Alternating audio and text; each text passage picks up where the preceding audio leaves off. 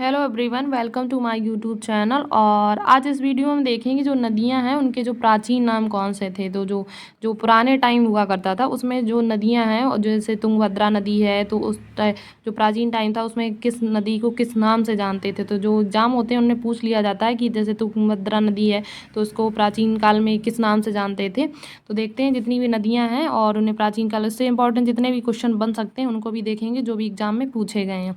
तो देखते हैं सबसे पहले जो तुंगभद्रा नदी है, ये तो नदी और प्राचीन नाम है। तो तुंगभद्रा नदी की बात करें तो तुंगभद्रा नदी को प्राचीन काल में यानी कि किस नाम से जानते थे। तो तुंगभद्रा नदी को प्राचीन काल में पंपा के नाम से जानते थे। तो तुंगभद्रा को पंपा के नाम से प्राचीन काल में जानते थे। उसके बाद में देखते हैं बानास नदी। तो बानास नदी जो है वो इसको किस नाम से जानते थे, बानास नदी को। तो बानास नदी को जो जानते थे वन की आशा। तो बानास जो है नदी है वन की आशा के नाम से जानते थे।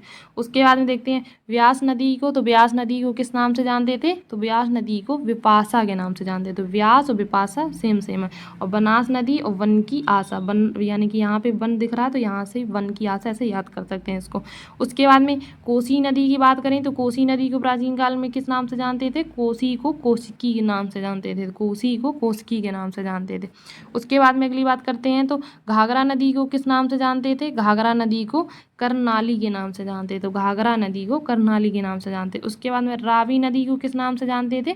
तो रावी नदी को पुरुषनी व इरावती जो नदी है उसके नाम से जानते थे। पुरुषनी और इरावती क्वेश्चन में पूछा जा सकता है कि रावी नदी को किस प्राचीन काल में किस नाम से जानते थे। तो पुरुषनी व या फिर इरावती जो भी हो तो उसी हिसाब से ऑप्शन आप टिक कर सकते हैं।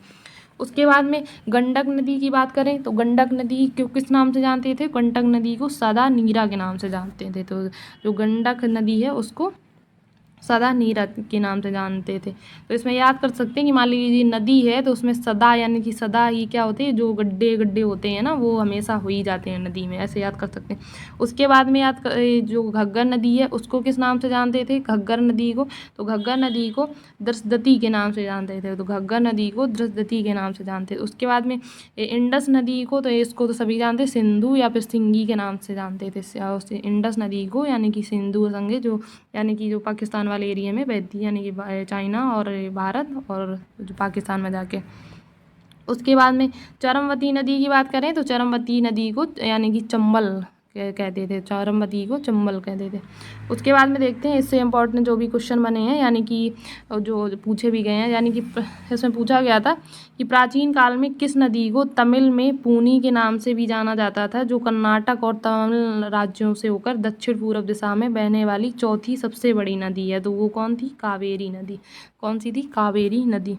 उसके बाद में देखते हैं क्या क्वेश्चन बन सकता है, यानी कि ऋग्वेद की अधिकांश सभ्यताएं किस नदी के किनारे थीं। जो जो ऋग्वैदिक काल था उसमें जो सभ्यताएं हुआ करती थी यानी कि, तो कौन सी नदी थी उसके किनारे थी। जो सरस्वती नदी थी ऋग्वैदिक काल में उसके किनारे जो सभ्यताएं थी वो हुआ करती थी। तो ये क्वेश्चन पूछा गया था।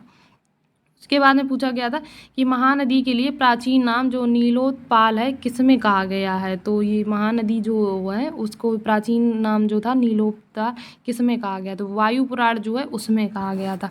उसके बाद में देखते हैं तो इसमें पूछा गया था कि प्राचीन जो भारत की सबसे पवित्र नदी कौन थी। तो सरस्वती जो नदी थी उस सब प्राचीन भारत की सबसे पवित्र नदी थी।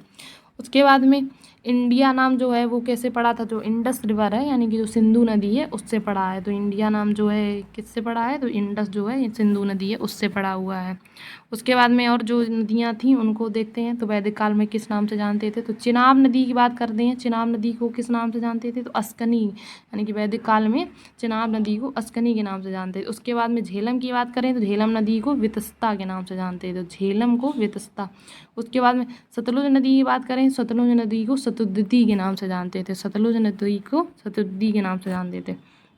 उसके बाद में बात करते हैं काबुल नदी को। तो काबुल नदी को किस नाम से जानते थे, तो कुंभा। काबुल नदी को कुंभा के नाम से जानते थे। सरस्वती नदी को किस नाम से जानते थे, तो नदीत्मा के नाम से जानते थे। सरस्वती नदी को नदीत्मा के नाम से जानते थे।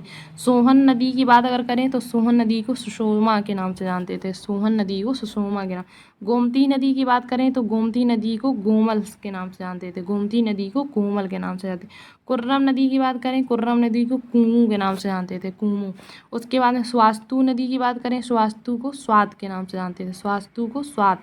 ना। गंगा नदी की बात करें तो गंगा को पद्मा नाम से जानते हैं, ये तो जो बांग्लादेश है वहाँ पे पद्मा के नाम से ही अभी भी कहा जाता है।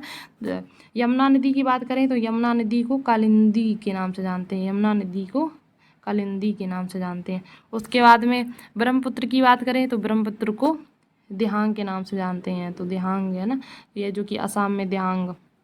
उसके बाद में कृष्णा नदी की बात करें तो कृष्णवेड़ा जो है उसके नाम से जानते हैं, कृष्णा नदी को कृष्णवेड़ा के नाम से।